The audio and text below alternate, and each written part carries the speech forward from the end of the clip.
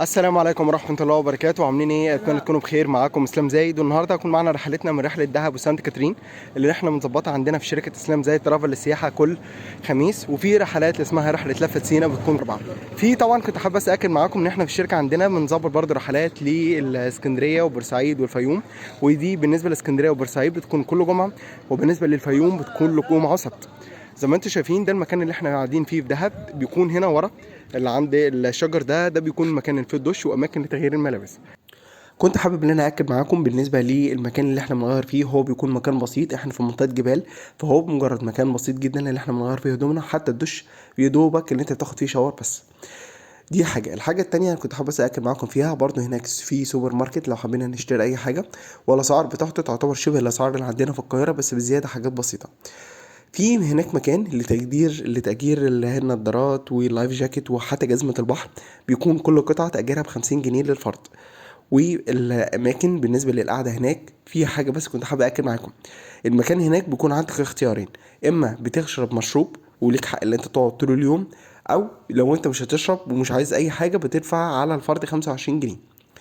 المكان هناك بصراحة كان جميل جدا. في هناك مكان يعني مجهز اللي انت تعمل فيه دايفنج، يعني انت لما بتنزل في علم احمر هناك اهو، العلم الاحمر ده بيكون مكان ممهد ان انت تنزل تعمل فيه دايفنج. المكان هناك بصراحة كان جميل، وكانت القعدة هناك حلوة جدا.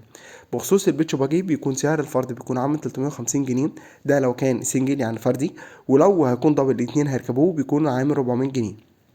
برضو احنا بالنسبه للبرنامج بتاعنا، احنا اول حاجه بنعملها في رحله بخصوص الجمال اللي احنا لسه شايفينها، ده بيكون سعر الفرد بيكون عامل 50 جنيه، بيكون بيمشيك شويه على الشاطئ، ما بيخش الشاطئ كله، يعني بيمشيك شويه على الشاطئ علشان تشوف منظر البحر ومنظر الجبال اللي موجود هناك. الرحله بتاعتنا ان احنا المفروض ان احنا لما بنوصل للمكان هناك، اول حاجه بنعملها بيكون رحله السفاري. بعد السفاري بنعمل الدايفنج، بيكون معانا الوقت لحد الساعه 3 او 3 ونص. بعد كده بناخد العربية أو الباصات بتاعتنا وبنبدأ نتحرك على الممشى السياحي. بنقعد هناك في الممشى من الساعة 4 لحد الساعة 8 بالليل. وبعد كده بنطلع من بعد الساعة 8 بنتجمع كلنا وبنطلع سهرة جبل الطويلات. سهرة جبل الطويلات بيكون سعر الفرد بيكون عامل 250 جنيه، ده بيكون شامل تيكت الدخول والشاي وحفلة اللي هي بتاعة الفاير شو وحفلات الدانس الشرقي، بالإضافة طبعا للأغاني اللي بتحصل هناك. دي برنامج الرحلة بتاع الدهب عامة. بعد ما المفروض بقى بننزل من جبل السهرة بتاع جبل الطويلات، بنروح نتجمع تاني في المكان اللي فيه العربيات او الباصات بتاعتنا علشان نبدا نغير هدومنا ونطلع على جبل سانت كاترين. اللي انت شايفينه ده حلقه من حلقات الفاير شو اللي كانت موجوده هناك. بصراحه المكان اللي احنا كنا فيه بتاع سهر جبل الطيارات كانت جميله جدا، والدنيا هناك كانت حلوه قوي.